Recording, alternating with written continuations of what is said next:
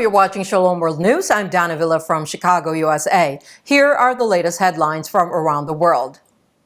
While praising the benefits of technology and artificial intelligence, Pope Francis said artificial intelligence raises serious questions and must be ethically and responsibly used to promote human dignity and the common good. The Holy Father also issued a warning against their unethical or reckless application. He said this at a high-level annual meeting of scientists and experts called the Minerva Dialogues, which was held on Monday at the Vatican. The meeting was organized by the Dicastery for Education and Culture of the Vatican. The Holy Father said the development of artificial intelligence and machine learning has the potential to contribute in a positive way to the future of humanity.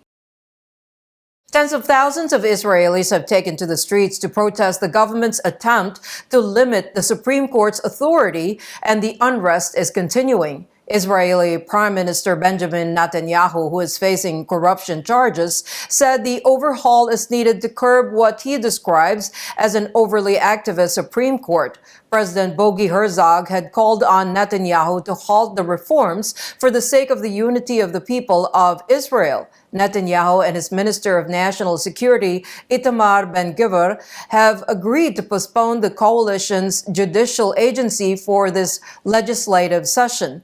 The second and third votes on the legislation for the current session of the parliament will be suspended, Netanyahu announced in a televised statement from his office. The upcoming legislative session will get underway on April 30. Here in the U.S., the nonprofit firm Alliance Defending Freedom filed a petition to the Supreme Court seeking a verdict on a Washington state law that prohibits therapists from encouraging patients not to switch genders. The petition was filed on behalf of Brian Tingley, a licensed marriage and family therapist in Washington, who said the law was unconstitutional as it prevented private client-counselor conversations regarding sexual orientation and gender. ADF alleged the state law permitted only a one-way conversation about gender change.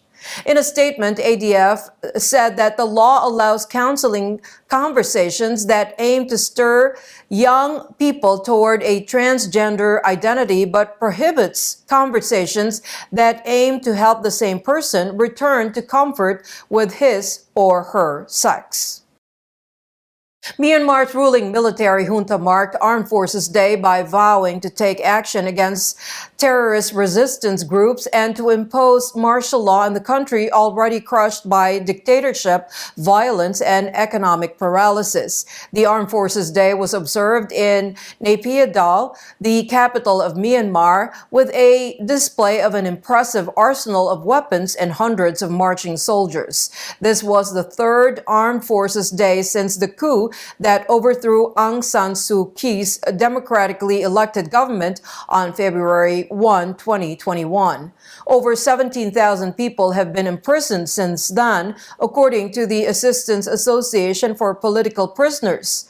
Only those killed in military crackdowns have been counted in the regime's death toll of 3,000, which includes pro-democracy protesters. Thousands more have died in the army's offensives against the nation's ethnic nationalities. About 13,000 were also alleged killed. They were children in the nation last year, according to the UN. Special Rapporteur for the Human Rights reported.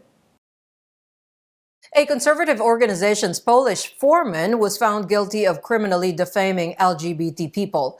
The reason for the verdict is that the defendant drove around with anti-woke slogans on his van.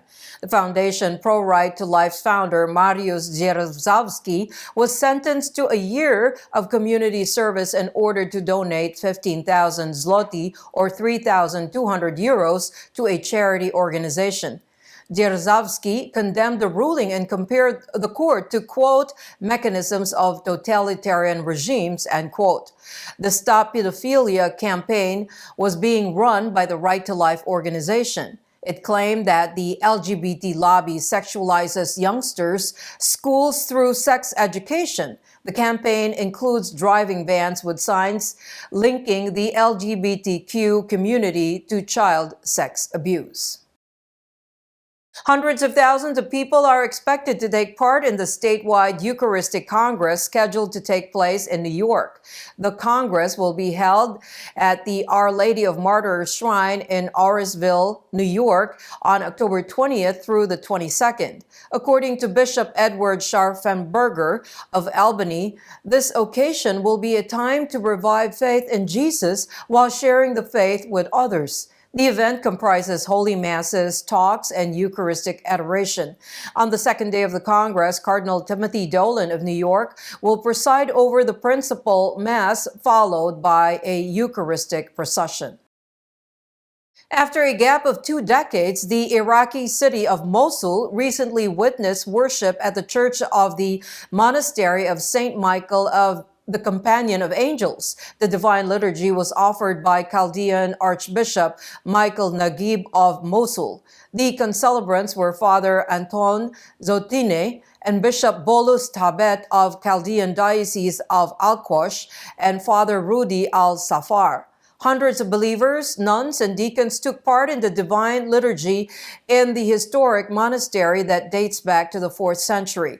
While preaching the homily, Archbishop Naguib referred to the history of the monastery and recalled its theological school. Since the Islamic State invasion in 2014, Christian families had fled from Mosul. After the defeat of the insurgents 3 years later, the city is witnessing a slow return of believers. Now the restoration of worship in this church is seen as an attempt at spiritual revival among the Christians who have chosen to return. 3 children and 3 adults have been killed in a deadly shooting in Nashville, Tennessee on Monday, March 27. A former student opened fire at the Covenant School, a private Presbyterian institution, on Monday morning. The 28-year-old suspect, Audrey Hale, was fatally shot by the police. Hale entered the building heavily armed with AR-style weapons, including a rifle, pistol, and handgun. The perpetrator reportedly carried a manifesto emphasizing the chances of a planned attack. The 3 children under 9 and the 3 adults, reportedly staff, were declared dead on arrival at the hospital. The Polish Church is set to honor the legacy of Pope St. John Paul II on April 2nd. Various dioceses have planned for marches on April 2nd, accompanying the 18th anniversary of the saint's death. The march in Warsaw will begin at the Rondo Romana roundabout and conclude with a Holy Mass at the Cathedral Basilica of St. John the Baptist. The rallies to honor the Pope come after the publication of a contentious book. Maxima Culpa accused Pope John Paul II of covering up clerical sex abuses while serving as the Archbishop of Krakow. The book created a furor among the Catholics in the country. Pope Francis is set to bless a satellite that will take his words into outer space on June 10. With this initiative by the Vatican's Dicastery for Communication and the Italian Space Agency, the Holy Father's message of hope and peace will be sent into orbit by the Space Satellis, or Guardian of Hope satellite. A rocket leaving California's Vandenberg Space Air Force Base will place the satellite into orbit. The audio will comprise the Holy Father's Urbi et Orbi blessing of March 27, 2020, which he gave during the pandemic. The satellite has onboard instruments and a radio transmitter that can be controlled from the ground. The Pope's message will be transmitted in English, Italian, and Spanish. The governor of the U.S. state of Florida, Ron DeSantis, signed into law the Universal School Choice Bill that would make all students eligible for taxpayer-funded vouchers. With this, the Sunshine State has become the 4th to do so, and DeSantis hailed this as a significant and historic victory for the school choice rights of parents. The bill, HB 1, which the House passed earlier this month, received final Senate approval last week. The new law expands an existing existing school choice program to all students. In addition, it permits families to use state funding to pay for private school tuition, in-home tutoring, and other educational costs. In a shocking move, Norway is witnessing a rise in the number of minors who are requesting gender reassignment treatment. The latest report by the National Treatment Service by the Gender Incongruence, or the ABTK, shows that in 2022, as many as 268 children requested gender transition. It is a 13% rise compared to the previous year. All those children were referred to the hospital for this reason. The report also states the more adults also requested gender realignment in 2022.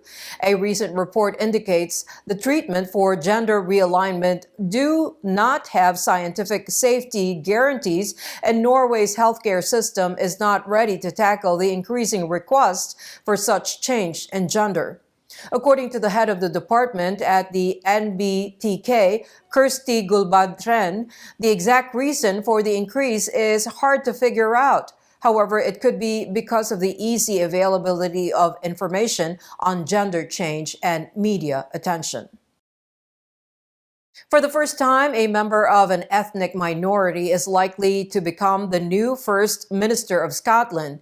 The Scottish Greens has extended support to Humza Yousaf, who has been elected the leader of the Scottish Nationalist Party. He won with a narrow margin, forcing him to tackle deep rifts within the party. He trounced his closest rival, Kate Forbes, by 52% to 48% after the second preference votes cast by supporters of Ash Regan, the candidate who came last in the first round, was counted.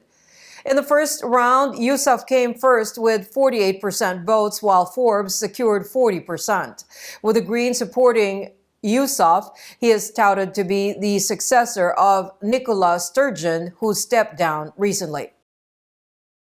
The Christian leaders in Nigeria have urged the Independent National Electoral Commission, or the INEC, to cultivate openness, transparency, and fairness in their works to increase the people's confidence in the institution. Following the contested presidential election on February 25th, INEC was accused of fraud, and members of the Christian Association of Nigeria claimed the public's trust in the electoral authority has been undermined. The group, comprising the Nigerian Catholic bishops, has urged the politicians to have fair and decent political activities. They also call the civilians to be law-abiding citizens and not create a stir until the election. The rerun polls have been scheduled to take place on Wednesday, March 29. And those are your latest headlines. Do join us tomorrow. In the meantime, you can visit swnews.org for more updates. Shalom.